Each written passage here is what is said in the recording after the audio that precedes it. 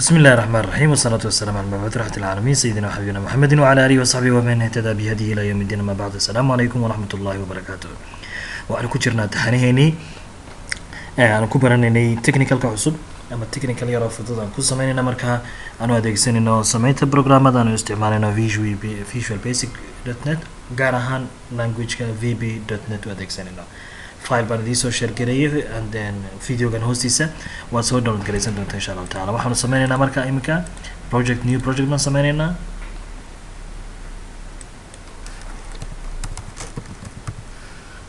baro aynu bixinay file-ka idin soo share gareeyay waxa ku jira mid kamid ah waa kala yiraahdo afwan waxa ku jira waa kala fariin kaasoo dina soo qaadaysa waxda noo soo dhigaysa halkaas dina soo dhigaysa marka soo furtid waxa arkaysaa inuu saasoo kale noo soo furay cilad baa ka jirta ciladan hagaajinayna oo kaliya waxaan leenahay marka dim as string intaasan dhamaynay. halkan waxaynu yeela fariimayn oo yaala fariimahan laga yaaba fariimahani markaad u baahan tahay inay inta soo jeer soo noqdaan si aan taa uga baxno ayaan doonaynaa hal meel ku soo ururino.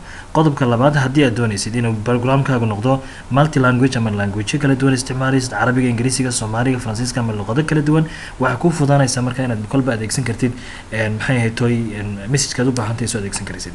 qodobka saddexaad waxa weeyaan waxay ku fududaanaysaa falkan isticmaalna ama habkan sameeyno kale wuxuu ku fududaynayaa inaad hadhow tole hadad u baahatid develop ku sameeysid ama wax ka bedeshid programkaagi meel kale ka bedeli karaysid.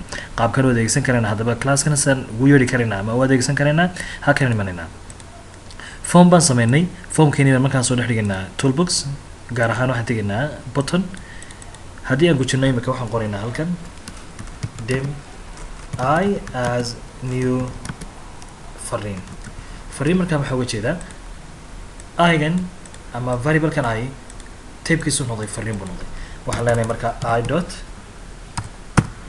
haga waxaan sameynaynaa markaan leenahay empty data. haddii markaan soo run garayno waxaad arkaysaa markaan gujinay inuu noo soo saaray fariintii ahayd naga raali ahow fadlan buuxi xogta maran. waxaan u baahan inaan sameyno sidan oo kale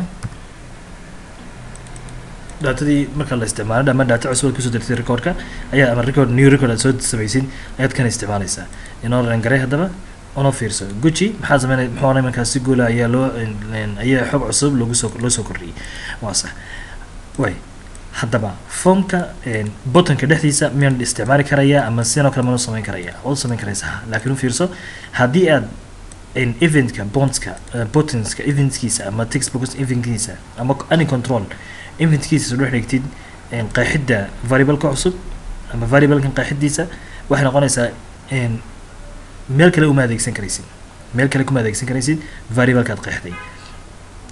haddii aad doonaysid inaad formka inta joogtid aad mar walba adeegsatid oo si fudud adeegsan kartid qaybtaas soo dalac oo halka keen classka hoostiisa keen marka meeshaad u baahatid waad ka maxay haytoy adeegsan karaysaa sidoo u adeegsan karaysaa. saasi ka faa'iidaysi wacan. السلام عليكم ورحمة الله وبركاته. يا عشر دينا دنبه أنا كلكم مدونا إن شاء الله تعالى كوسا سنة عشر دينا أمتحني هنا ومحمود حسين عبدي قريره.